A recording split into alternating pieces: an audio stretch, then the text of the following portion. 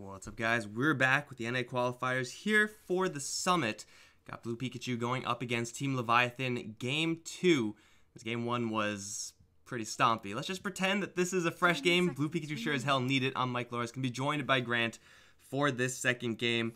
Dude, that was some stomping here. What do you think Blue Pikachu have to do? Like something wildly different or keep to their corner?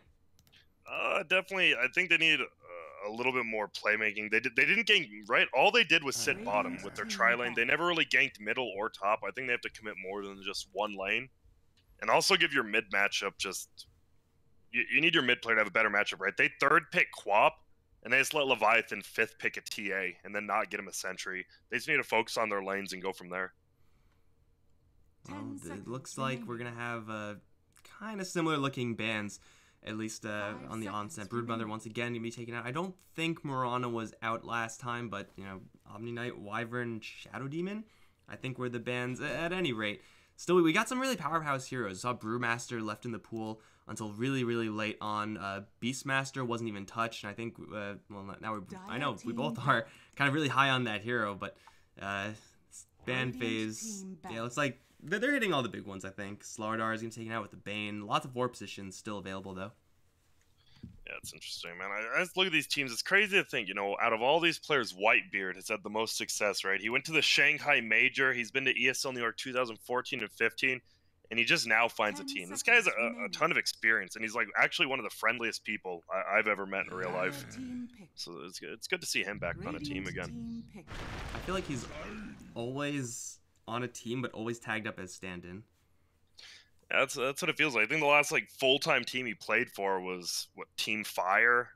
That's pretty much the old fluff and stuff stack he loved to play on. It's crazy to think this guy used to play on Fnatic, and when Fnatic had an NA team for like 5 months in 2013. Team wasn't very good, but at least he could say he was on it. Fnatic is that's a real team name right there, and hopefully this is gonna be a little more of a permanent situation. I mean, I've seen Whitebeard forever, like actually forever, and yeah, just to see him like kind of homeless is always a little bit sad. But you know, he's not rocking the Team Leviathan tag, so yeah, it takes a little bit to go on. Yeah, it takes a little bit to go from stand. I think you have to be on the team for like a month or something really weird, like in game, to have it show up. So really interesting, yeah. I love Tiny first pick, and I like the Warlock. Right? They had Warlock versus Sven, and Warlock versus Tiny is just as bad. I mean, we saw his Upheaval. Upheaval is so good versus melee cores if you can't stop it. Well, there's two of them. Unfortunately, Brewmaster, fortunately, he can't split, and Upheaval doesn't affect him too much. And you have the Wind Panda to throw Warlock in the air. Yeah, Brewmaster, a pretty good response, just straight up to that Warlock, outside of the other power that he brings to the draft. But you know, Team Leviathan going to stick with what worked more or less in their opening phase. That roaming Night Stalker, that lane support Warlock. You know, it's pretty standard stuff coming out from them. And Blue Pikachu like to see this little bit of an adaptation. This Brewmaster, especially up against that Upheaval, which is the really big problem for Tiny coming out from that Warlock. All the status resistance means that Chaotic Offering stun is not going to last all that long, but Warlock has a really miserable time going up against Brewmaster when the mid-game kind of rolls around, because once the split is out, you cannot do anything. You can stun all three of the Brewlings with the Rock, but that also just doesn't do all that much. So Blue Pikachu working with definitely a lot of bulk right now. We'll see how Leviathan kind of pick up their heroes to get through all of this bulk, because there's a lot of health they're going to have to grind through. With Warlock not being like the highest damage hero, it is going to be a little bit difficult.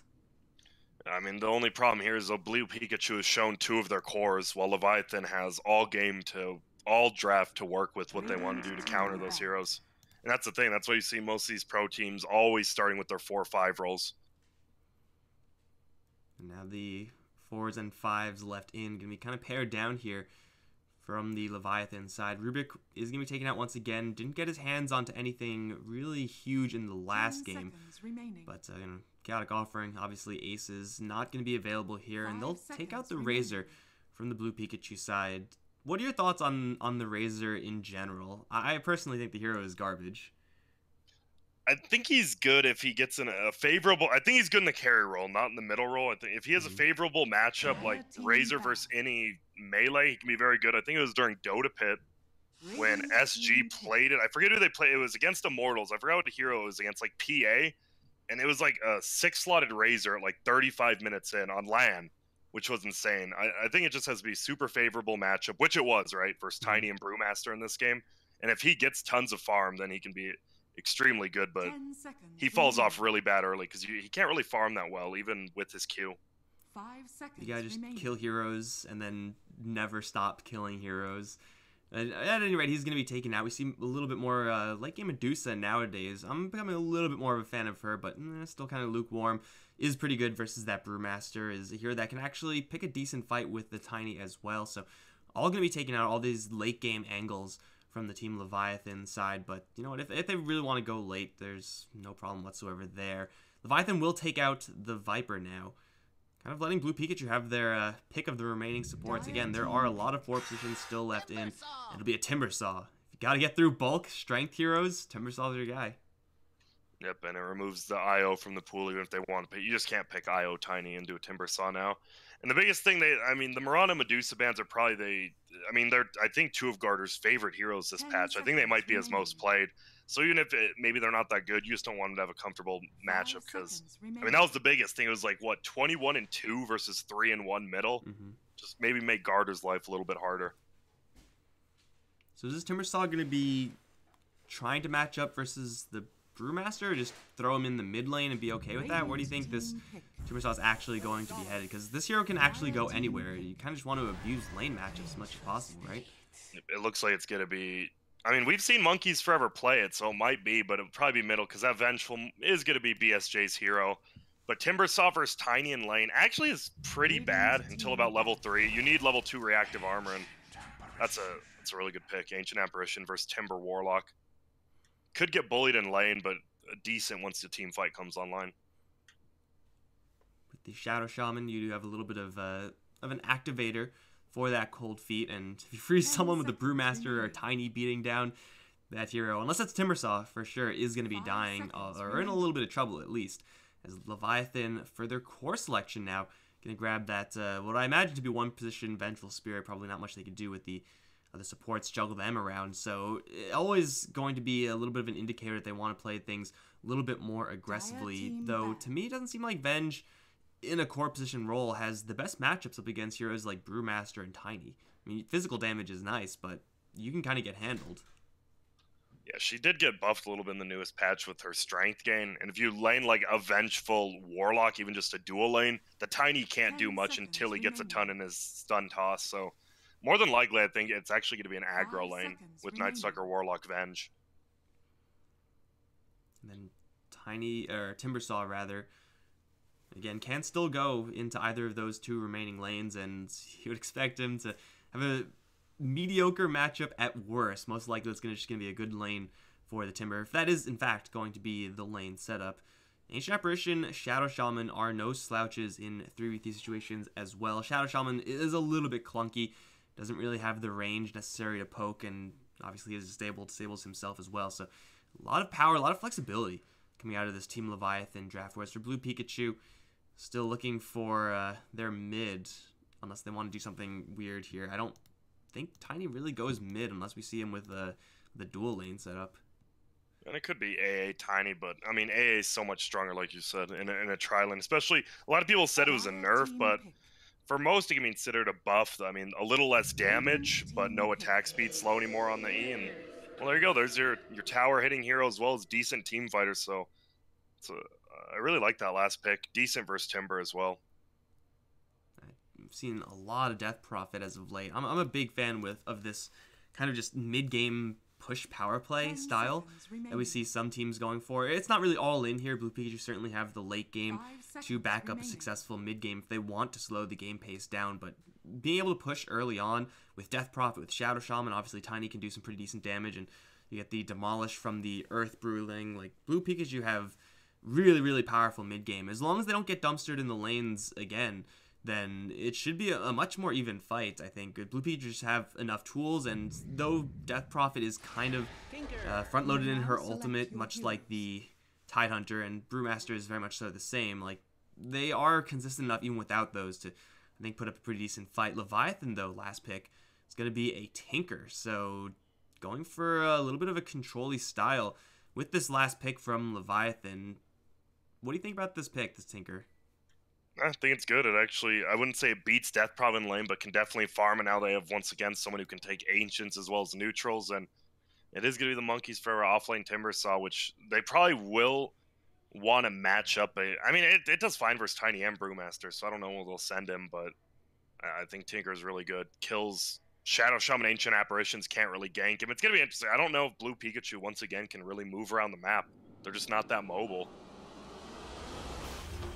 Shadow Shaman with the smoke and boots. Maybe you can get a wraparound on someone like a Tinker who's not incredibly mobile himself, but Ancient Apparition for sure is not going to be one of those heroes that's moving around the map.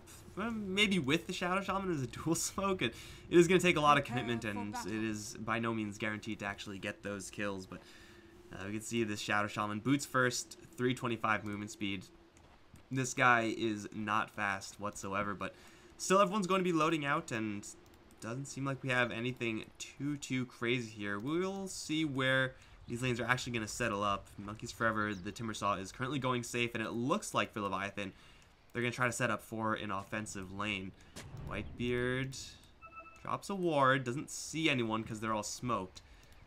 Blue Pikachu, they are looking to tango right now. Chilling Touch, nerfed, buffed, whatever, is still an incredibly potent tool if you do get into a fight. I'll just slide in and secure this bounty rune, although I'll run at a pretty good angle here for Tinker. Tinker's going to run to the north. Usham's rotating in. Do they actually want to fight over this? They kind of look like they do. Looking for Alwyn, but Chilling Touch goes up with the shackles. I think that was a pretty bad idea, Nusham. He's just going to get eviscerated. That was a move that they made. Yeah, and that's the power of the new AA. No attack speed missed. They bring him down so quickly, and then the good luck, have fun comes out after he dies. I definitely still like Leviathan's draft more, but Blue Pikachu, I mean, with the Tiny, they can actually farm Ancients, farm stacks. They can as well push towers with Tiny and Death Prowess, so it's a lot more open-ended. Will be a... oh, 3 for 1. I believe it was 3 for 1 going the other way in the last game, so if there's any indication we're going to a game 3, but you know, a little bit of an aggressive move there from Blue Pikachu. It's enabled, of course, by that Ancient Apparition. It is all well and good killing off a Night Stalker, but now we have the real challenges. How good is this 3v3 situation going to be for Blue Pikachu? They don't necessarily have to crush this lane. They just have to make sure to kind of not die. With the Ancient Apparition and the power that they get from this hero with the Tiny, and of course a first hit cleave onto everyone. BSJ's in a lot of trouble, actually. Shackles is there. Void was already used, so they can't interrupt it. BSJ is going to get into the trees, but still will fall. Alrin might be the trade here. Now he's going to the trees. He will also take a spill. This is not a friendly forest to be in. Nusham on the way out is going to turn around, slow down, save with the Void. Wave of Terror does go out. Look at the damage.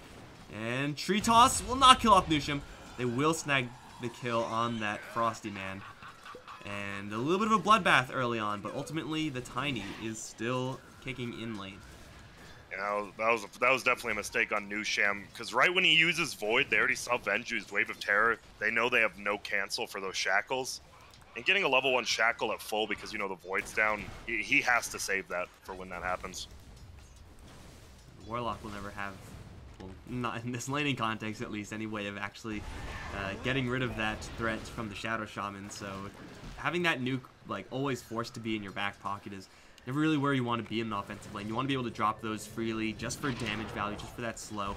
If he goes right now for save, then yeah, it's going to be used for the damage and slow, but then what's going to cancel this? The Shackle onto the Vengeful Spirit. It will get the Curse, the bonds onto everyone, but it doesn't matter because there's no damage coming out afterwards, so BSJ will take a fall now. And it seems like Leviathan are playing perhaps a little bit too aggressively in this aggressive lane. Yeah, definitely not using their skills wisely. And DP, pretty much even middle, winning it by a little bit. But bottom lane, I mean, Timbersaw, that's a good thing, right? On Brew, you always say Brew wins 1v1s versus all melees because he can just throw up that booze and make him so they miss. But Monkeys Forever, he doesn't really farm with his right click. Farms with his Q. And Whirling Death does do a hell of a lot of damage versus someone like a Brew.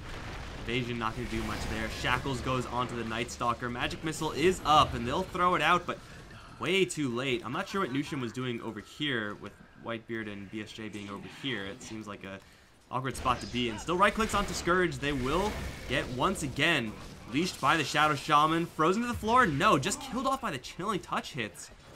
Blue Pikachu are destroying this lane, but it also kind of feels like Leviathan are kind of letting themselves be destroyed.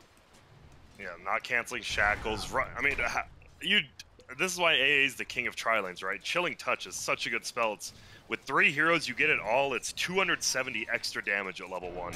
And it's magical damage, not even physical. So the Armor of Venge means nothing. Garter has no boots. Death Prophet does. She has enough mana for a swarm. That's not quite going to do it. The Tinker survives. Chugs the rest of his bottle, and Villain, though not going to be able to get the kill, still forces the Tinker all the way back to the base. And it's still a pretty nice win here for the Death Prophet. Yeah, that's this smart. Game, you don't want to try a pretty real fight. Yeah, you don't want to go for the kill there, because even if you do, you'll get TP'd on and die. And by forcing him back, he just farms the lane by himself. It's a smart play not to die for the kill, because you would have died. Villain's bottle is going to be right around the corner. He's perfectly happy. I mean, the good thing, I guess, for Leviathan, the good in quotation marks, is that the Tiny involved in that much action hasn't really gotten that much CS. So him and the Vengeful Spirit are still kind of even. Of course, being involved in that many kills, still not going to make it a great situation for Leviathan, but hey, that's their saving grace right now. Villain is going to kill off that Arcane Root, is going to get a bottle delivered. The TP coming in from Alrund, the aggressive movement from this first nighttime phase Night Stalker, is going to be unsuccessful, and that's going to leave BSJ up towards top lane by himself. He's not going to get frozen in place by the cold feet, but still has a Tiny to worry about, and this Tiny had a lot of damage. Save is going to give sight. BSJ is going to turn his back to the wall and just keep swinging. Will go down. Damage onto Scourge is not insignificant, but I don't think they have enough. It's only a level 2 Night Stalker. They'll void one more time, couple more punches, 0 armor, they'll get him with the dot from Whitebeard. Alrund's gonna come in a little bit too late as well. Save will also be picked off by the Warlock, a double kill for Whitebeard, ending a killing spree as well. That worked out pretty decently for Leviathan, all things considered. Yep, New Sham and Whitebeard are getting a ton of levels. BSJ may not be, but once again, I mean, bottom lane, how are they gonna kill monkeys forever? Like, ever. This guy's gonna have so many levels and so much farm from in this free farm lane.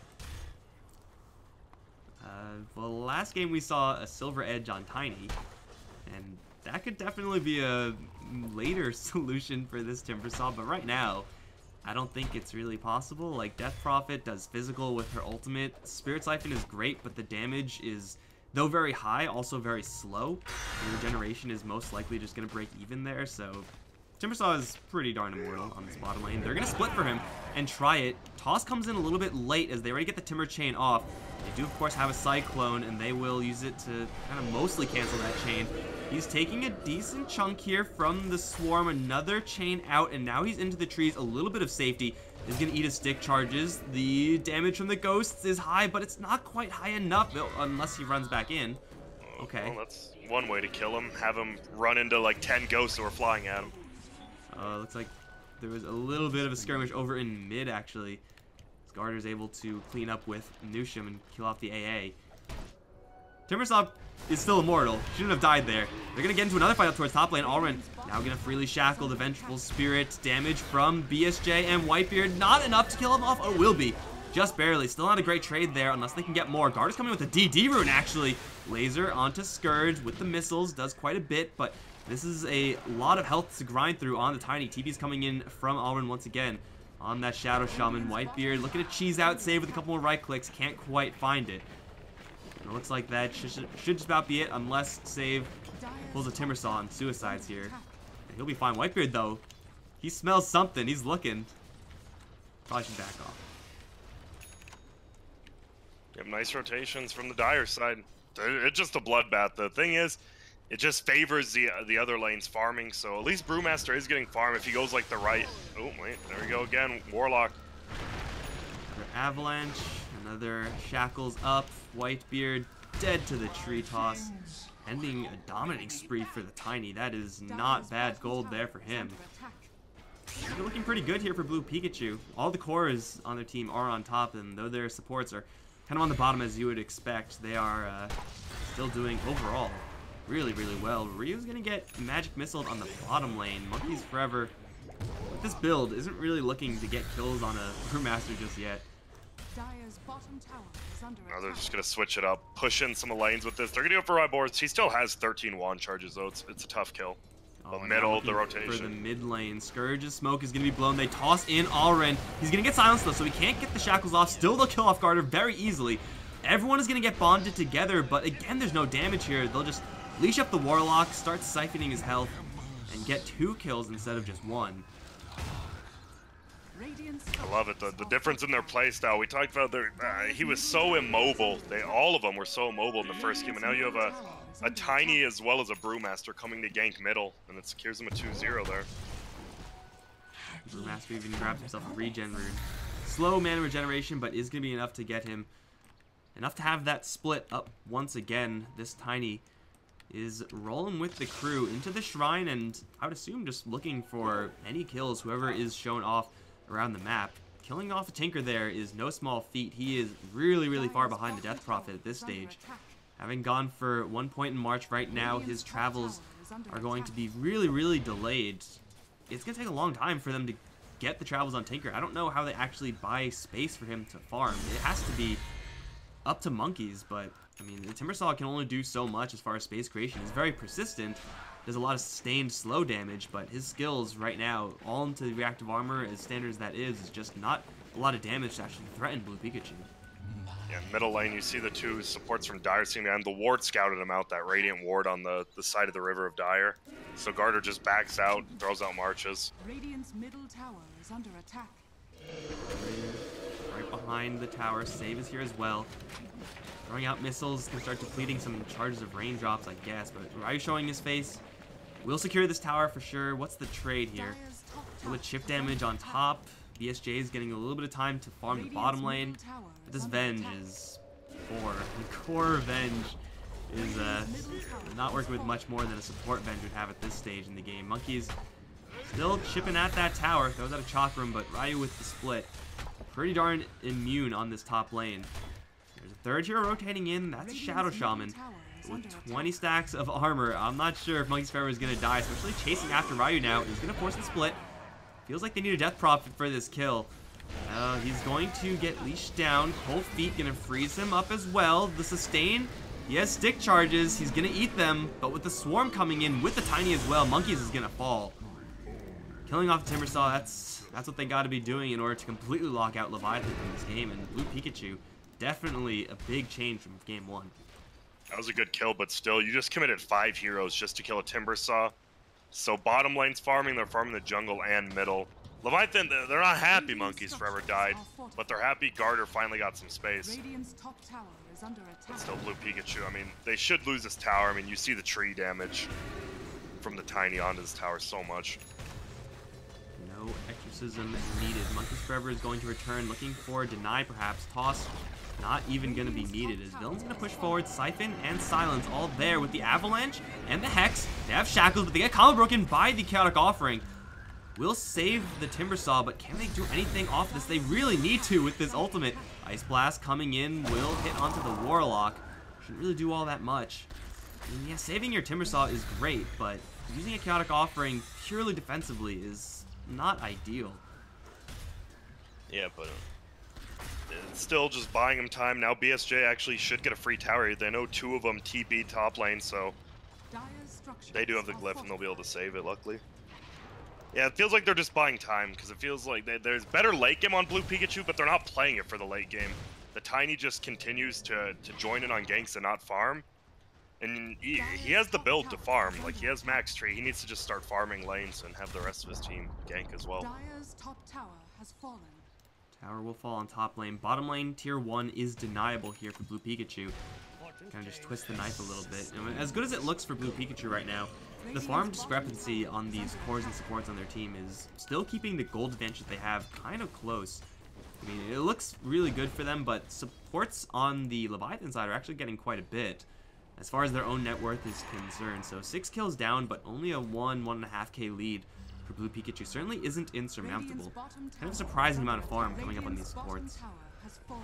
Yep, and I love it. There we go. They get bottom tier 1. They can push tier 2 if they want. They know there's no rock, and they have exorcism. Interesting to see if how hard they commit for this tier 2, or if they want to go middle instead. The villain has a haste rune in his bottle. With Siphon, you can never escape that. So they're going to smoke up and start approaching mid or top. No, never mind. They're going to just turn right around and keep going for bottom.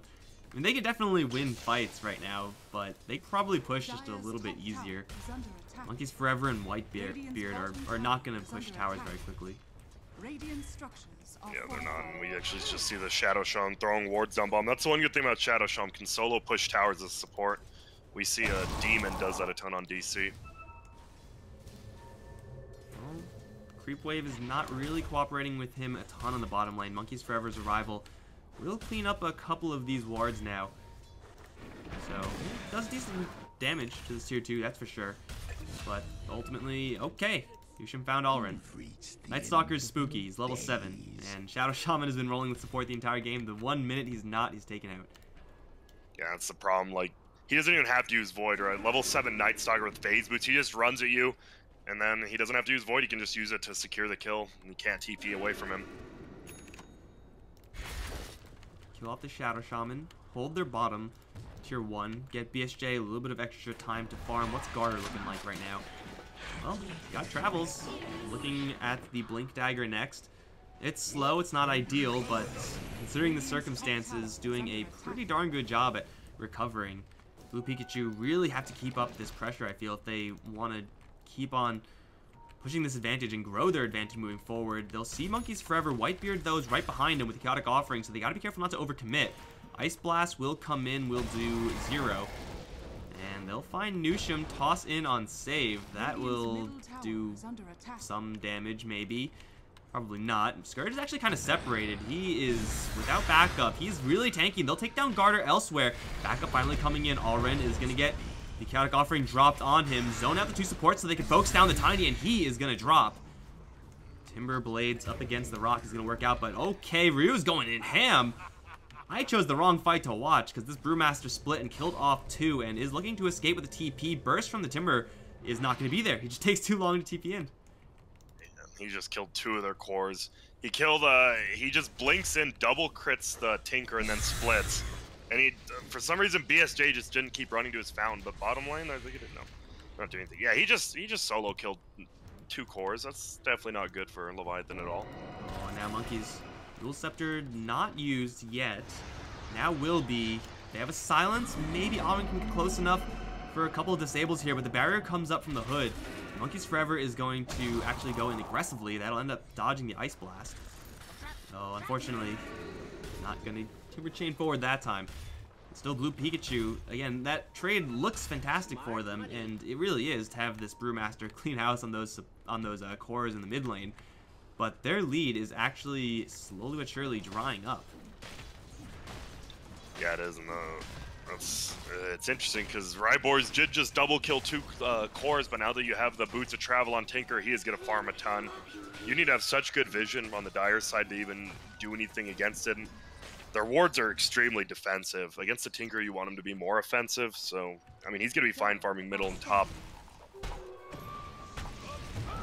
BSJ looking for that Midas, so for sure he's looking for a road to recovery as well.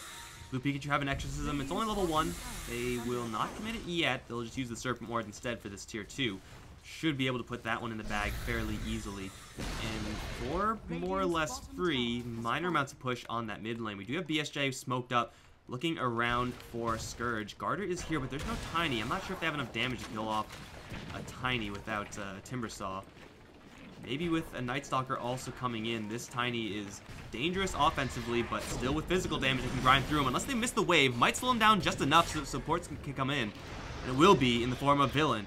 He's got a Silence, he's got a Drain, and Night Stalker in daytime is very, very sad. He will for sure go down here to a Swarm. Another kind of space-created moment, perhaps, for Leviathan, but for Blue Pikachu, that was, it looks like it was going to work every single time for them. Tiny is working with so much HP. Yeah, BSJ whiffing that wave. I mean, you lose a ton of your physical damage when he does that, especially when you commit to maxing Wave of Terror first. I don't know if they would have gotten that kill either way, but still, gotta hit those spells. But like you said, space created. I mean, it doesn't even feel like we see clearly Blue Pikachu's winning, but Leviathan's they're fine, right? Just farming. We lose one hero, we farm the other 2 lanes on the map. Losing a Roche might be a little different though. Saw this in the last game somewhat. Like, of course, Leviathan were getting kills pretty consistently, but just naturally getting very far ahead in CS. Of course, enabled by the early game. Is going to be a game where they're under a little bit more pressure this time as the Aegis is picked up. So Tiny has himself that double life, though Monkeys Forever, not doing nothing in the meantime, is pushing this bottom lane. Of course, Garter can join him, clear out those creeps very quickly, being Tinker. Here comes the Brew.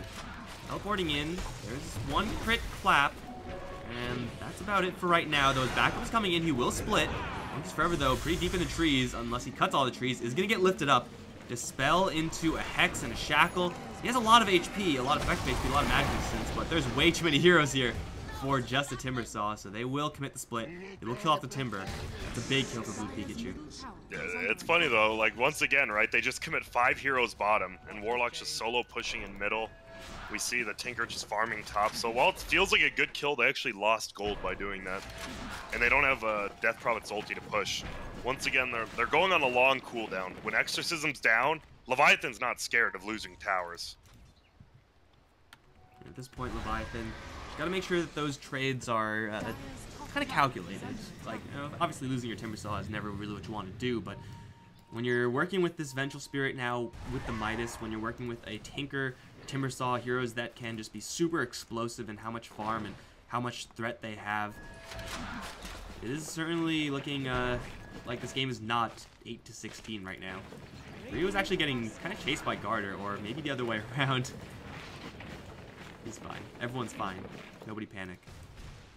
It's Tinker, man. I remember when the patch first came out, everyone was talking about Aeon Disc, all these items gonna be good. Kaya was kind of garbage, and now I think Kaya might be the best item out of all the new ones. We see Storms, Tinkers, and Pugnas. Super good on all these intellect cores, and from worst to best, just like that, after seeing one person use it on Storm Spirit. Yeah, I would say Kaya probably #1, Spirit Vessel definitely up there as well. The rest are kind of, yeah, they exist. Yeah, Spirit Vessel wasn't so expensive. Like, it's such a good item, but I mean, you get it on a support, and getting that Vitality booster, oh, that's so expensive, it's so good. It's the Guardian Greaves of Urn. They're going to look for save on the back line, but it's only a couple supports, so the backups from Blue Pikachu are coming in pretty quickly. Nusham is a Night Stalker during nighttime, but he's going to get lifted. They are going to kind of leave Scourge to his own devices, but gets an Avalanche toss on the Garter. He'll laser and try to TP out. He may survive this. No, he doesn't. They do get the Chaotic Offering off onto Villain. They will be able to take him down. The Timber Chain actually taking down a second, as they do push through both of them. Now Scourge is kind of isolated, though Ryu is going to rejoin the fight, does have a split. He's going to try to go for Nusham. This Timber Saw is doing way too much damage. Avalanche, and now the Shackles. He still goes down to the Golem, actually. Still punching fools in the background, and now I don't know if they have enough damage to actually kill off this Timber Saw. Will throw out a Chakra, will miss onto Alrin. Gets lifted up into the air, but still has a lot of regeneration. Scourge is back, and he will put the screws to Monkeys Forever and get the kill. Everyone else is going to TP out, and it looks like BSJ, he actually doesn't have a TP. Do they know about that? They can maybe scan. They can scan. They're not even going to bother. So BSJ is able to slip out of there, but for Blue Pikachu, that was yeah, an awkward initiation coming out from Leviathan. Yep, they went for 2 supports on the back, and then Garter a little out of position again. Seems like Garter's so good in the laning phase and everything, but then he just, even last game, just out of position a lot of times in these team fights. Gotta be careful to rein it in just a little bit, especially when you're playing a hero like Tinker as opposed to a TA. Like, if you get caught as TA, especially if you have BKB or Fraction, like, you have some chance of fighting out of that, or at least taking down an enemy by the time you go down. Tinker, if you get caught, like, you're just screwed, man. It's just not gonna happen, so has to be careful to avoid the Tiny at all costs. Much more difficult now that the Tiny has a Shadow Blade. Just a lot easier to get kicked out of position, but hey, still Blue Pikachu able to win a fight. Is gonna cost them that that double life in the Aegis, but still with the Exorcism available to them. And a split coming up in 30. We'll smoke up and look for someone. Yeah, they want to win a Timber Saw. They want to win a fight here. If they win a fight on the Radiant side, they can definitely take 1 or 2 towers, and this could be it. Well, Monkeys is hexed up and obliterated. Reactive armor is only good if you have lots of small things hitting you, and that is exactly not Radiant's Tiny. middle tower is And under that's attack. the thing. Like when you smoke gank, like say they went for yellow up there, like they would kill yellow and that would be it. But by doing an aggressive smoke gank, they're gonna be able to push 2 towers, if not the racks. It's such a good play by Blue Pikachu, whoever made the call. Dire's top tower Ryu is under pushing attack. forward, does have the split, will use it to just zone everyone else back. And Tinker's high ground defense looks like it is not a relevant factor here, as Garter just can't find a way in close enough to use March of the Machines. And if he did, the Spirits don't care, the Wards don't care. They will just grind down the racks and be out. 23 minutes in, racks taken. And now the lead for Blue Pikachu is starting to take some tangible benefits. Ryu almost getting caught by Nushim there with the Void, but not even that is going to happen. Seems like we have almost a mirrored situation here in Game 2 as compared to Game 1, as the Dire are just rolling. Yeah, and the biggest thing, I mean, now Tinker does have Kaya. They have uphill defense, but BSJ is still pretty far behind. He went for the Midas to catch up. The problem is, if the next Exorcism, like they have a smoke gank into another tower push, the game will just be over. Nushim dropping out. I think it's gonna. The next big fight will probably be at Roshan.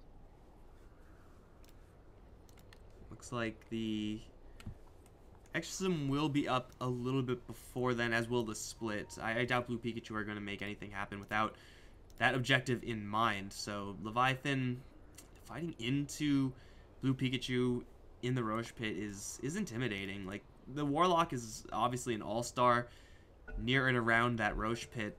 Everyone else kind of lacking. The Tinker, if he's able to get like on top of a cliff or something without being spotted and just fire off a whole bunch of marches or something like that, then yeah, he can be very powerful. But overall, Blue Pikachu's Roche fight and Roche clearing speed is just absolutely insane. So I'm not really sure what Leviathan can do except for maybe cheese out a pick beforehand and get Roshan themselves. With the Vengeful Spirits and a Timbersaw to tank, they can do a decent amount to Roche. Nothing really compared to what Blue Pikachu can do, obviously, but still, it's not irrelevant. They're going to smoke up and go on the offensive, knowing that these ultimates are on cooldown for BP. With BSJ pushing forward, he will find 3. He will go Darkness, cutting the vision just a little bit more, but everyone from BP, they're just going to group up. And in this 5-man, they are fairly safe. Yeah, that's the thing. As long as Ryobors has been the best player this game for Blue Pikachu, and as long as he has good control of his pandas, they should be fine in those Roche fights. You know, don't let that upheaval get off with Storm Panda. Even if they get it rocked down, as long as they don't get upheaval, the Tiny will still do plenty of damage. Mass retreats from Leviathan, except for BSJ, who breaks his invis on neutrals. But Darkness, they didn't have vision of him. Bottom tower is under attack. There's Now they have a ward on him. Yeah, tiny vision from this Observe Ward. They'll toss in Alrin. Gets a Hex up. Shackle's there as well. They can swap him, I guess. That's not even worth it. He'll just zip out of there with the Timber Chain. Doesn't need a save. Maybe he will. Now they will deploy the swap to get him a little bit more distance. Rio, though, going to pop the BKB. Big crit onto BSJ. Jumping forward for the Dust as well as the Ward Trap. Not quite. They'll drop the Chaotic Offering, trying to go for the Vengeful Spirit save, but that's not going to happen. As Ryu still hasn't even used Split yet. Just pushing everyone else back. BSJ forced to play a support Venge as a core Venge. Feels bad. Blue Pikachu now have a free tier 2 tower. There we go. We talked about aggressive wards, and that one ward, even with the Darkness vision, gives them just enough to find like the Timbersaw. Instead, they end up getting the Vengeful, which is fine. They get a tier 2. So now, if they do take Roche and win a fight, the game's over because that tier 2 is gone. They'll just take the base so quickly. I mean, Blue Pikachu definitely. The draft was much better, and they've just been playing better. That offensive tri-lane from Leviathan really didn't set them up for success. Just constantly going in and then dying, and then going in and dying again, and then dying a little bit more. It's not exactly how you want to be operating an offensive tri-lane. So Blue Pikachu will just shrine up and wait patiently for the next Roche. It's going to be inconveniently for them a super long respawn time, 2 minutes 30. So for Leviathan, they're going to be thanking the RNG gods for that one. But still, Blue Pikachu, even though they can't immediately grab Roche and keep pushing the issue, they're getting enough farm on these cores where it matters. They're still working with the Tiny, still pushing forward for more pushing items. It's not going to matter too much in the grand scheme of things, whether they take Roche now or in 2 minutes. Yeah, it actually kind of works out. I mean, they'd want to get the Roche sooner, but this will pretty much force Tiny to get that Assault Cuirass before the next fight, and that'll be huge, just the amount of armor they have. Aghanims though on Tinker. If he can get that up, that's so good for just hero clearing in general. Just throw that out and they can't really push uphill except against wards and ghosts. Wards and Ghosts may be just enough. Brewmaster Earth Panda also is immune to all that, and he does have the Demolish, I think it's called Demolish, extra damage versus buildings. It's a hell of a lot. So, I mean, Blue Pikachu even up against that Ags have quite a few answers. Still, I mean, it's so good for Tinker. You're going to be going for it, especially since he already has the Kaya, he already has the Travels and the Blink. But it does seem like the Tinker, he needs to just be in the back without interacting with anyone, just firing off all his spells. That's just such an impossible ask for him. Like, look at Ryu just pushing Monkey's Forever back by himself. Ice Blast is going to come in, is going to whiff, but the Ghosts and the Wards are doing the job they need to. They do silence the Brewmaster. Already the BKB is going to get ground down. The tower is going to get taken down, but Leviathan have found a pretty nice grab here. Gotta be careful not to push forward too aggressively. Gotta make sure to stay kind of together, and also make sure that their racks don't die to the Serpent Wards. They won't. TP coming in from Garter as they do push forward, chasing after those Ghosts and Villain. But, oh, he's gonna stop to TP. The damage is enough! And Blue Pikachu lose 2. Oh, that was not a good fight. They got super aggressive. I mean, we saw Rybor's last time, right? He blinks forward, splits, and just zones him out. This time with the BKB, he thought he was safe, and I think when they whiff that AA ult, the AA needs to be a little more conservative. He's just throwing it out whenever, and they completely whiff it. That's like their Timbersaw killer at this point. And when he whiffs that AA ult, they should have just backed out. Good team fight there. BSJ even pushing bottom lane. Did a lot of damage to that tier 3 tower before he came back. Not a lot of setup for that Ancient Apparition ult, so you got to be a little bit cautious when you deploy it. Once it's out, it's out. There's no taking back that tracker, so Blue Pikachu lose 2 heroes. 2 of their more farmed, more important heroes, and at the worst possible time as well. Roche is going to come back up. Still 3 seconds left. With the Ice Blast coming in, still with that split on the Brewmaster, I think they should be able to push Leviathan out of here. But Leviathan, and that's pretty much the perfect timing for them. If they can hang around and just kind of delay, they will have Garter bouncing around through all the lanes with now an Aghanim Scepter completed. Pushing out these side lanes. Scan is going to go red, as obviously it would. They are going to deploy the Ghosts. Wave is going to give a little bit of help to them, actually. Ryu's going to jump in. This time with the BKB is going to get the split off, and they will be able to easily take down the Night Stalker. Although with the Chaotic Offering, they'll take a lot of damage in the background. They're all bonded up, taking so much damage, but they've caught themselves a Tinker, and they will beat him down. BSJ going to try to invis out of there. Monkey's Forever with the Chakram, cutting through everyone like a hot knife. It's only the Brewmaster left, and he's actually getting his Brewlings all destroyed. He will try to go for BSJ with a big guaranteed crit. He will get the kill, but at what cost? It's a full 5-man wipe. Whitebeard Warlock. It's pretty good. I heard bonds are pretty good. Yep, the fatal 5-man fatal bonds. Nice. I thought it was a nice jump from Ryabor. It felt like they were actually going to get that kill on Tinker and get out free, and then Whitebeard just 4-man ultis, 5-man fatal bonds, and that's curtains. Can they kill off Roche though? Timbersaw can tank Roche forever. Damage-wise, it's slow. He's trying, but you know what? That fight from the Warlock, that was absolutely incredible. Still, we saw a couple of the issues that we have been seeing for Leviathan. Namely, Tinker is going to get caught out of position there and is going to drop. Whitebeard does have a very long cooldown on that ultimate, so he will not have it when they need it to. He will have Aegis and Cheese, but Leviathan, they do get kind of a big break there, thanks to some sick Warlock play. They're still not out of the woods yet. Yeah, I think that Tinker might have used Aegis a lot better than Timbersaw here, but they just give both to Timbersaw. I mean, Blue Pikachu, they're going to fall behind, but still, just one more team fight and they can win the game. The problem is, how do they find a good team fight now? Like, the Death Proud's actually severely, it feels like she has a lot of farm, but she's only level 16. You look at the levels on everyone else. Timber's 21, Venge is 18. Like, BSJ with the Midas caught up so quickly, and his DP feels so underleveled. Ryu is level 20 Brewmaster, and the last patch did move the attack speed over to level 20, and 100 attack speed sounds like a lot. It is a lot. You can just BKB and right-click people and do some pretty decent damage, but yeah, it is going to be Leviathan still with this farm distribution on the heroes a little bit more friendly to their supports. I'm not really sure how much this Glimmer Cape or this Buckler for the Warlock really helped them out performing in that last fight, but for sure all these small things do add up, especially if this Night Stalker is able to grab himself an Ags. Like getting the jump in on Monkey, we saw it earlier, going to be a lot more difficult when Blue Pikachu are working with absolutely no vision around the map. Night Stalker already has the gem, so 4K lead. Leviathan do get a little bit of extra confidence. They're now pushing out of their base and out onto the map.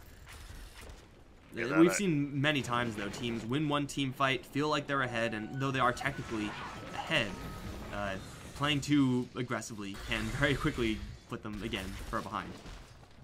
I mean, the last team fight, it lost him the gem. Riot Boars actually bought the gem for AA, so he lost a ton of farm there as well. I mean, all it's going to take, whichever team really wins a fight next can just take a base. With the Venge aura and actually having farm now, they'll take a base so quickly, and on the other side, Rosta Wards and Ghosts, it could just come down to one team fight either way.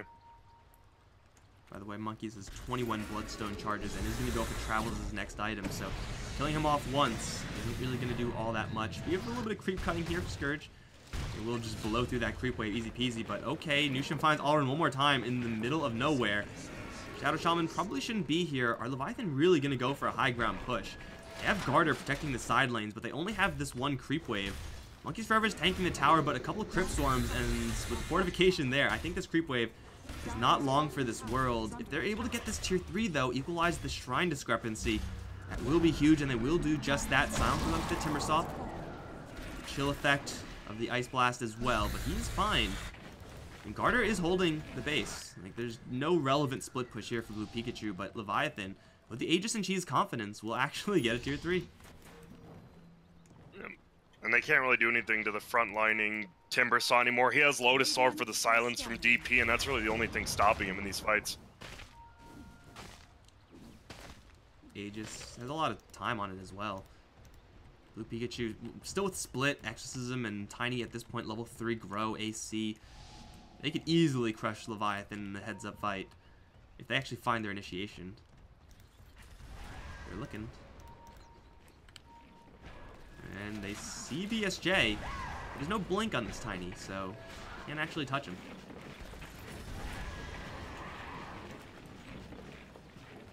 Can't find anyone, actually. And this, I mean, it feels like now BP, less experienced team, feels like they're really reaching to get these kills in this. They want to wait for Aegis to wear off of Timbersaw, but they want to see if they can get a pick. Swap back. On to save, although BSJ may have overcommitted here, has Cheese and BKB, can't use either of them, and will get taken down, but Monkeys Forever is still very healthy. They'll drop the Chaotic Offering, do quite a bit of damage to the AA, and take him down, but Ryu's going to push everyone else back. With the BKB still has that split available to him, is going to just focus down onto the Warlock. Some revenge from last fight perhaps, but is going to get silenced before he can actually split. Isn't in that much trouble though. Villain is going to return with the Ghost and a Haste Rune. Everyone else from Leviathan will retreat back to their base. It's only 1-for-1. But Ryu is going to be able to split. Yes, just barely. Can't do much, though, without the backup. He's doing a decent amount of damage, I guess, versus this Timbersaw. They're going to have to dive the base if they really want to capitalize hard on this. But Leviathan used most of their damage in that Warlock, most of their team fight already, but so do Blue Pikachu, so I don't think they'd actually get anything else done, especially with Monkeys Forever. Chasing after Ryu.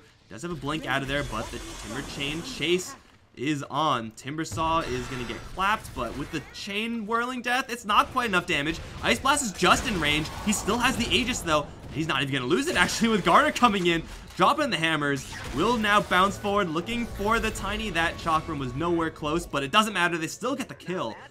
And BSJ gives up his life for the greater good. You know, we just see they just don't have anything like, without the Silver Edge on like Tiny to clear out this Timbersaw. The DP spent that whole fight chasing down a Timbersaw who had Aegis and just didn't do anything, and then they were out of position because of that. It does not feel like Leviathan are fighting a Raxdown. That's just the power of the Tinker, a testament to what this hero can do counter push-wise. But even after that really YOLO play from BSJ, it's going to be the rest of Leviathan, especially this damage from the Timbersaw and Garter, really stepping up their game. And Blue Pikachu, as you said, the less experienced team, do feel like they're not all on the same page, at least not to the degree of Leviathan. Yeah, that's what you do when you're a team who's actually you've been playing pro Dota for a bit. You know what to do. Even in you're losing, you know what to do. You're winning, you know what to do. Feels like Blue Pikachu maybe didn't expect to be in this position, and they just overcommitted to that one team fight top. That is pretty nice. Swap into Hex. He was better than that, and another Hex onto the Death Prophet, and I think there's another one. She can't BKB when you're dead. Oh no, that's Death Prophet down for a minute. They are going to freeze the Tinker. And he's going to take quite a bit of damage from the crits. Is going to get Glimmered out to maybe survive. Avalanche, still not enough. They have a little bit of upheaval slow. Garter is going to be chased down, gets rocked, is being healed up slowly, but that's not going to be enough. They do take him down. Now looking for monkeys with the trio of pandas pushing forward. Earth is going to retreat. This time Monkeys Forever is going to cancel the Blink Dagger of Ryu, who's in a lot of trouble though. Damage-wise, not quite enough from this Timber Saw. Not many tree angles here. They swap him back, and that may have been a little bit of a mistake, because Ryu's now looking for a free path out, but Monkeys Forever still is going to cut him off. Whirling Death, Chakram, Timber Chain, it's all there eventually, and they will take down the Panda once more. 80 seconds down. The racks have already been cleared, and Monkeys Forever is pushing the base, but there's no trees here, so he's got to be careful. Has no Aegis either. Did he just walk into his own death? It looks like yes, he did. Okay, well, Monkeys Forever going a little bit too far there. Definitely feeling himself, but you really can't blame him. They do take racks. They got to just mess with their mid lane a little bit. It's not looking too hot here, but Leviathan looking like they're in control of this game. We see that Glimmer Cape by Leviathan by Whitebeard there saved that Tinker for so long, which got Blue Pikachu out of position to get him that Panda kill. See, it feels like Whitebeard's just playing so well. It's tough to look good as a 5 position, but he's managing to do it this game. You see this Timber Chain range? Yeah, the 1400 extra, it's nuts. What the hell? I thought it made it 1400. Oh, I was wrong. You literally don't see it on your screen if you're not scrolled out. It's nuts. Yeah, I'm showing all the lovely viewers at home right now. I'm nowhere near the Timber Saw, and I'm just scanning over the sides. Yeah, it's freaking nuts. It's like so nuts that it is kind of like, can you actually make use of that? It's like the orb speed for Puck. It's like, it's really nice to have, but it messes with you because you're so used to having it be a certain way. I think the orb, when people have got used to it, it's a lot better because at first people thought it was just the speed. They didn't realize the travel distance was just as long. With Timber, like when you're against a Shadow Shum, like we just saw, like he would have made it to the fountain if that went off, but he just got hexed. Well, we'll see what Monkeys Forever can do. His level 25 talent. Quick check on all the other levels. We do have 20s on Garter and Vengeance Spirit, but the Ice Blast is going to come in. BSJ is pushing forward into the Tiny. He is going to have the BKB available, but he's not going to be able to get it off. They once again land a really nice Chaotic Offering onto 3, stunning them up, slowing them down, but there's no follow-up to that one. Monkeys Forever as well, taking care of in the background, just the Cyclone. They'll leash up the Warlock, take him down in a hurry. Monkeys Forever and Nusham in the middle of the fight, providing a lot of support for Garter, who's doing a lot of damage as he's bouncing around every which way. They snipe the Ancient Apparition. The Timber Saw in a little bit of trouble right now is going to run into a Brewmaster, takes a clap for his troubles, and Garter, he has to make sure that he's still in the periphery of this fight. Ryu's taking a lot of damage though from the Timber Saws. He is going to bail out of there. Nushim as well with the full vision, gets some backup from Garter. Laser missiles will take down the Tiny, and the Timber Saw is suddenly very healthy thanks to his regeneration. They jump forward, hex up the Brewmaster, take down another for the road. Garter has an ultra kill under his belt. Will dodge the Ice Blast just because. And once again, they have the gem. They're going to push into the base, looking for more, maybe going a little bit too far. This is what cost them last time. But man, Garter, with the farm now, is showing up for real as the Tinker. Yeah, it really is. That's just such a good hero. Like, this hero was already good before Kai, and I wouldn't doubt if 7.08, I mean, it's crazy how Knighting can just be so good on like 2 or 3 heroes and just war and a nerf. He wasn't losing mana between Soul Ring and Kaya. And now an Arcane Rune. Just because. Yeah, he actually can just permanently disable half the team. Look at that. His rearm cost him 10 mana. I'm not sure that's balanced at any point in the game, but all right. Nah, I think free mana costs is only good for Dota. Like, there's no way that could be a bad thing for the game. 4K into a lot of tomes. Really wants that level 25. Yeah, I'm not seeing any drop of his mana right now. I've seen actually people were talking about how that 0.3 rocket stun could be good, but I've seen most teams go for the laser damage just because it's pure. And with the bounce on Aghanims, it's so good. Yeah, I mean, with the amount of spells you cast, you're gonna get value out of either of them. I guess interrupting a shackle seems kind of nice, but either way, Tinker is pushing level 25, and then this time get the Hex off into the Death Prophet on the side. Garter, though, is in the front. He should not be there. He's going to try to retreat, rearm, and blink perhaps, but no, he's going to get clubbed down by the Tiny. This time his allies have to do the heavy lifting. BSJ is going to BKB and do quite a bit of damage, but taking a lot from the Ghosts himself. Off to the side, he's going to try to retreat. The Ghosts are giving chase, and they should have another swarm to get the kill. No, BSJ's out of range. They can't get him unless they have one more blind. Villain is still pushing forward. In the meantime, it's going to be everyone else chasing after the Tiny. They'll drop him, and BSJ actually slips out of there alive. Garter is going to return with the buyback. And Blue Pikachu have lost 3 heroes with the Leviathan side right in front of their top lane Rax. I think they're going to take another set here. Yeah, and we see like Garter, his laning phase and just how he does everything is so good. The only thing he really does need to work on is positioning. Just out of position again there, but luckily he had the buyback and able to do that. Man, if he gets his positioning, I mean, this guy's a legit player. He has been for some time. Fortunately for Leviathan, there is still a random tier 2 here. So they can go all in for the tier 4s. They do find the Hex onto the Brewmaster off to the side, and we have infinite Hexes unless they get combo broken by the Yule Scepter. Now Ryu can actually get the BKB off. Swap out from Garter is going to interrupt his travel out. Silenced up as well. He already used the buyback, and he's going to go down for 120. Oh, now we have to go on full retreat mode as BSJ does have a BKB upon his landing as well as some invisibility. They see him with the sentries. Saves just dropping him all over the place. BSJ, no way, not again. Okay, we'll get just immolated down by the Fire Panda. He does have a buyback, and that is going to be a really just a set of racks. A little bit of damage onto the tier 4s, but it's not that huge. Again, Garter is a little bit too overconfident, it seems. Yeah, and good silence. I mean, Villain, he's saving these silences for after the Lotus Orbs ooze. It's really good. AA getting good ultis now. He's definitely holding them. Unlike before when he was just throwing them out, he's waiting until they have some sort of stun or silence on people. And it's really smart. I want to see. I wonder if Brewmaster... I think the 65 Primal Split cooldown. Sometimes I'm like, maybe they'll go for the Drunken Brawler, but there's no chance. The cooldown's going to be insane. Find himself a double damage rune. With that attack speed, talent can just do a lot of right-click damage. Still a minute is the challenge here as Alrin's going to jump in. Immediately gets silenced after the Hex, so Timbersaw is going to be just fine. Quick buyback check right now. Timbersaw does have it, but going straight in mid. Will force the buyback onto BSJ. Chaotic Offering is going to land onto 3. Once again, it's the Brewmaster isolated.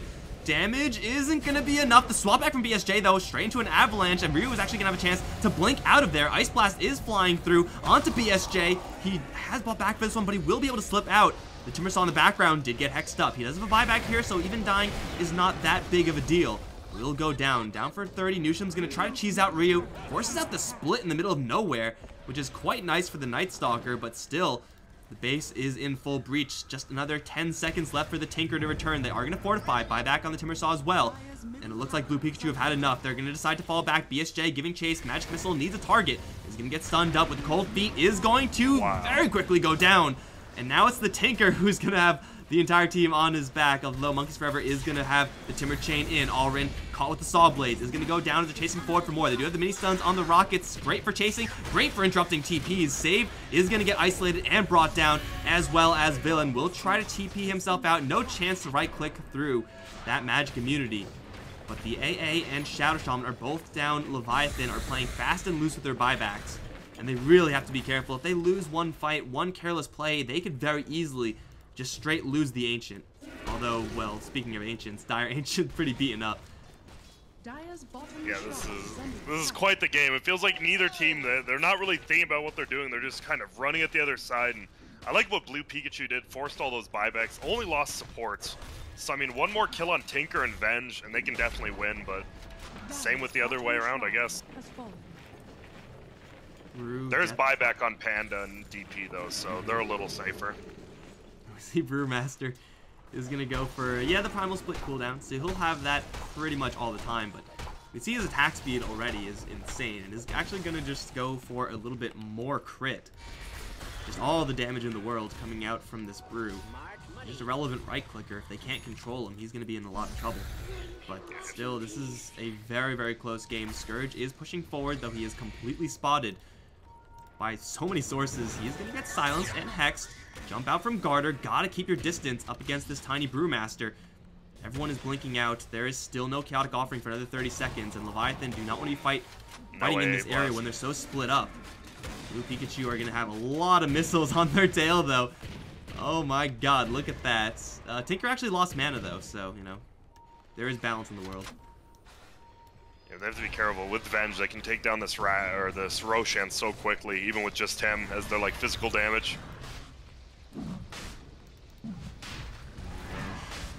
Does have that Refresher Shard now, and I hear Refresher Orb on Warlock is pretty good. He has friggin' Basher in his quick buy. Please let this game last long enough, and please let him forget that it's there. I want to see a Basher Warlock, but the Ice Blast is going to give them full vision. Speaking of full vision, Nusham is going to see the Exorcism pop out. They're rushing down Roche. BKB on BSJ, already committed, and they will just make a mad grab for everything, but the cheese is grabbed by the Dire. Refresher Shard grabbed by the Dire as well. They do have the Aegis onto the Vengeful Spirit, but the Golem is going to get immediately shredded, and now Ryu is the one who has the double ulticast. Although he doesn't really need it thanks to the lower cooldown, they will take down the Aegis. Vengeful Spirit in quite a bit of trouble now. She wakes up into an avalanche and a toss, will be brought down.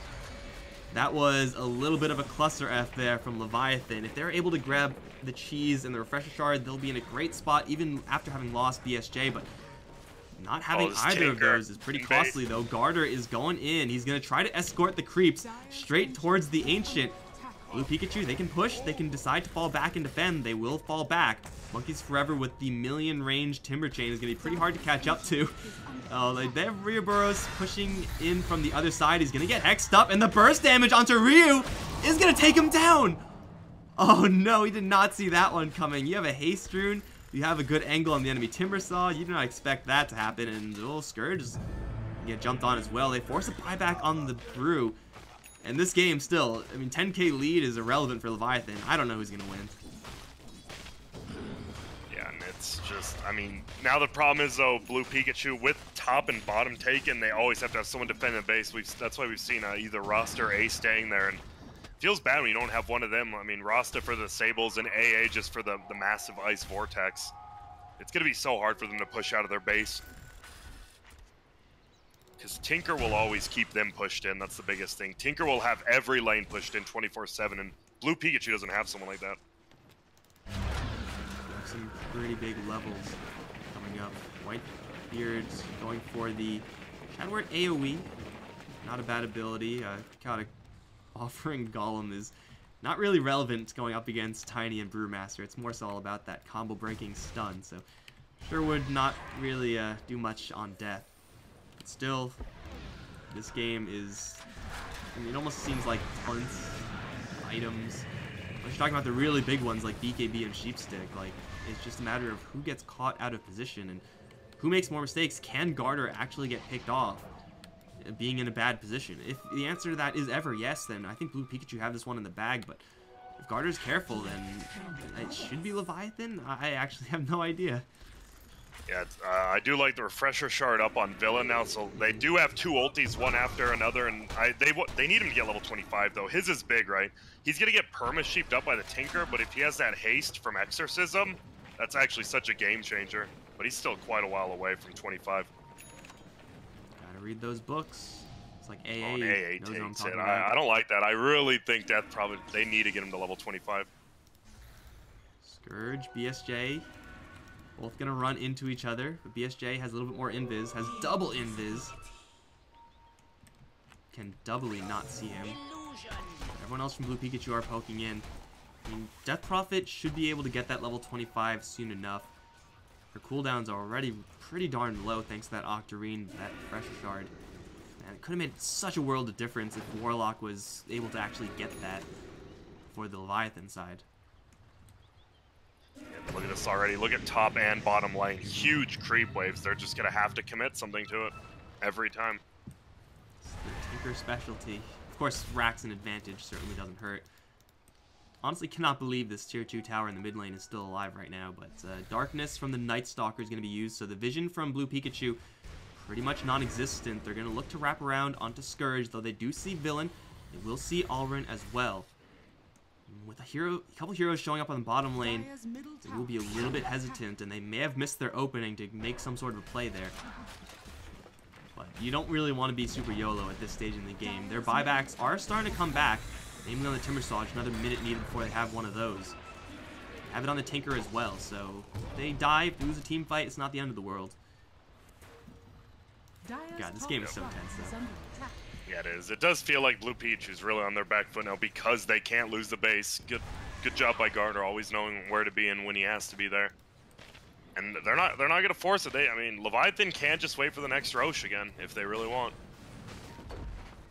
Vengeful Spirit still has a long ways to go before he's really six-slotted the relevant cores on the blue Pikachu side. They still have a couple of item slots to fill themselves, so we're not completely at that everyone is maxed out point, but we certainly are getting there at this stage in the game. Vengeful Spirit as a late game hero, even taking a little bit longer to get to that point, probably not ideal, but can certainly step up in the damage department if she isn't going to be immediately 100-0'd by a Tiny. Guard's going to start throwing in some missiles, at least Garter will. Soul Ring in his backpack, though, and they have taken down the tier 2 tower, so if Leviathan win a team fight, they can actually clean up for Megas, in theory. They don't want to risk the one fight. And they're just wait. I can't believe they gave up the cheese and the refresher shard though. That last Roshan fight. A little bit of a mistake there. They just walked in and grabbed him. Like, no resistance at all. Oh man. Oh wait, yeah, like you said, we got Tiny in the middle of nowhere. That's a BKB and a cheese, but the Hex spam, it's not quite good enough. He's going to try to turn around and fight Nusham and Garter at the same time. Force Staff out, though, as Scourge now going to be slowly but surely surrounded. He is going to have Tinker in a corner right now, but he is going to have a chance to blink out of there. And now Scourge is in a lot of trouble as the Chaotic Offering is going to drop on him, as well as Villain, who does not have that level 25 talent just yet, is so very close to it, is going to get a little bit of help from the Invis. Soul Siphon is there, Monkeys Forever, doing quite a bit of damage as Ryu is going to come in with the right clicks and kill off the Timber Saw. In the back, it's Venge, trying to cheese out save. It's not going to happen. Double kill for Villain, now is level 25. Still has that refresher shard. Missiles are flying. Machines are marching. But Ryu is pushing forward into the permahex of the Tinker. Gotta be really careful. The damage is gonna kill him off straight. He does not have a buyback. Oh no, Ryu, what have you done? The Timber Saw is gonna be up in 30 seconds. Does have a buyback and Scourge. He already used his. He's gotta be very careful right now because if he goes down, it should just be GG in favor of Leviathan. But everyone else will fall back. Alrin is going to lose the Hex race. And now Garter's going to start zapping him down. Triple Dagon, easy kill. Is not even going to hit with the Ice Blast, so he is able to still blink out of there. After cheesing out yet another. Still, they can't go for the GG push. They're just not well equipped, not in the right position just yet. And that's huge. That AA Blast would have hit him. He would have been dead. He wouldn't have been able to blink out for like 10 seconds. Death probably would have chased him down. Super close, but still. I mean, they can't take advantage of Brewmaster dying right there and no buyback.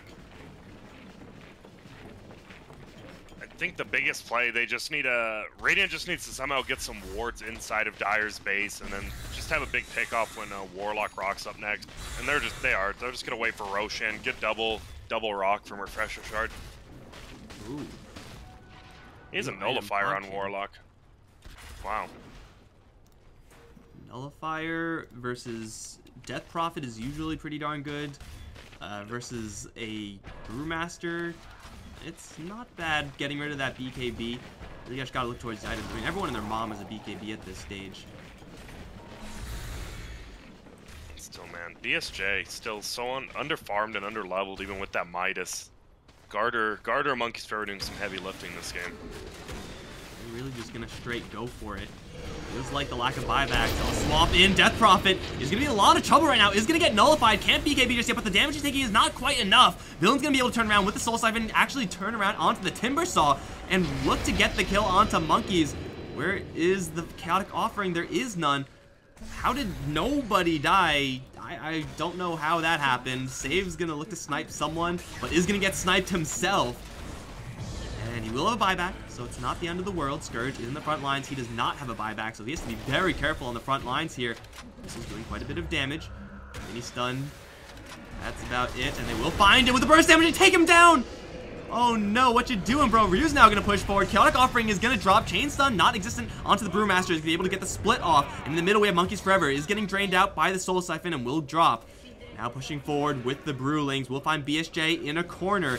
They do have the True Sight. He's going to swap up to the north, actually. Try to juke it out a little bit. Force Staff out, BKB, and now book it. Run, BSJ, run. Villain did take the extra spirits, so he cannot actually give chase easily, but they will jump forward and grab BSJ, take him down, and Garter in the front lines, not where he wants to be, gets lifted up. Oh no, Tinker, he cannot afford to go down here. Ryu's doing so much damage with that crit, and he will take down the Tinker. Oh, he's dead for 100 seconds with no buyback. He's just short on gold somehow. I don't know how that happened for the Tinker. The Ancient is restoring, though the lanes are in shambles. I don't think Blue Pikachu can make anything happen off of this. Still, they're still in the game. They might be able to take Roche off this if they just have like AA or Rasta sit in the base and take it, and then they go for Roche. Aghanims is up on Shadow Shaman now, so he can just continue to defend the base by himself. And he might be going for Roche himself. Nah, he's chilling. I'm really surprised he went for the 8 Exorcism Spirits. Is a decent more damage, but that haste just feels so much better. Yeah, I mean, especially when the kind of chief component of the Leviathan Disable kit is that sheep stick, which, I mean, you still get sheep, you can't cast anything or anything like that, but you're still moving at that maxed out movement speed. Oh, they will get the silence onto monkeys. That'll do about nothing with the Lotus. They'll just Echo Shell that off, no big deal. I do want to pushing say, forward, the knowing beginning there's of no that Tinker to worry about, but still, I don't think beginning of any that damage fight, is done. the Death Prophet got a Lotus Orb off on himself that hexed the Tinker immediately. He would have just been dead. He would have just got perma-hexed if he didn't get that off, so quick fingers from Villain. Under 10 seconds, everyone's going to be up. It does seem like BSJ, if Leviathan are looking for like that death blow, it needs to come from the Vengeful Spirit.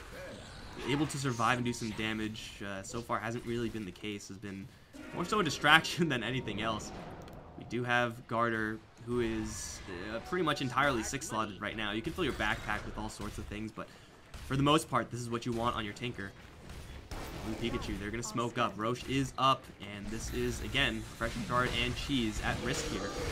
Maybe even Refresher Shard for the Shadow Shaman. I can see that doing quite a bit of work, but the extra Ghost, certainly a lot better than the Haste when killing off Roche. It up pretty quickly. Yeah, they will get the Roche, all of them. I think you still give the... I'm actually not sure. Aegis definitely goes on Tiny or Rybors, and then Cheese probably on Death Prophet. We got Aegis, Tiny. Villain has both of the other ones for right now. I think that makes sense. Because what if Death Prophet just dies and buys back? Like, he doesn't do anything unless he has ulti, so by doing that, it's like buyback and he still has Exorcism. Gave the shard to Alrin, who gave it right back. Like, you gotta keep it on Death Prophet. That's the smartest play. Unless you're doing some backdoor play with the Shadow Shaman. It is going to be really hard to defend that.